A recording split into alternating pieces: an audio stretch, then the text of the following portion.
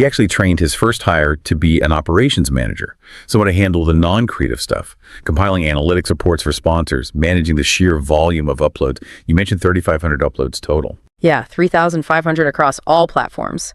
That's not just one guy with a camera anymore. That's basically a small media company. It really is.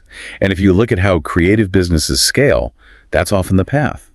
Delegate the repetitive tasks, the admin, but keep your hands on the core creative elements.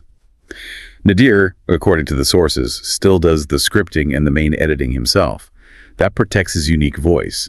And having his team based mostly in Dhaka makes total sense given half his content is in Bengali and a lot of sponsors are from Bangladesh. It's smart. Strategic. That makes a lot of sense. And this commitment to doing both English and Bangla content seems really central to his identity and strategy.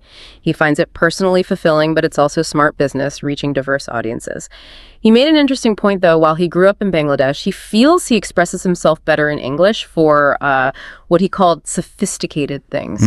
Like philosophy or talking about depression. Exactly. Concepts he mainly encountered and processed as an adult, living in the US. It says something interesting about language and how we, frame complex ideas based on where and when we learn them. That's a fascinating insight into the mind of a bilingual creator. Our languages can sort of segment how we articulate different parts of ourselves. And his production process sounds intense. He scripts using bullet points mostly, often narrating on the spot in both languages, English first, then Bangla.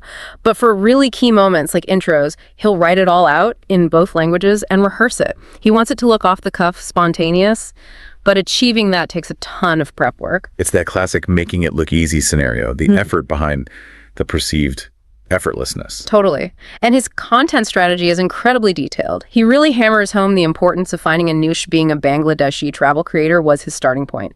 He says packaging is everything on YouTube, spends 2 to 3 hours a day just on research. He keeps this massive Google Doc, 150 pages of research, 400 ranked titles. Wow.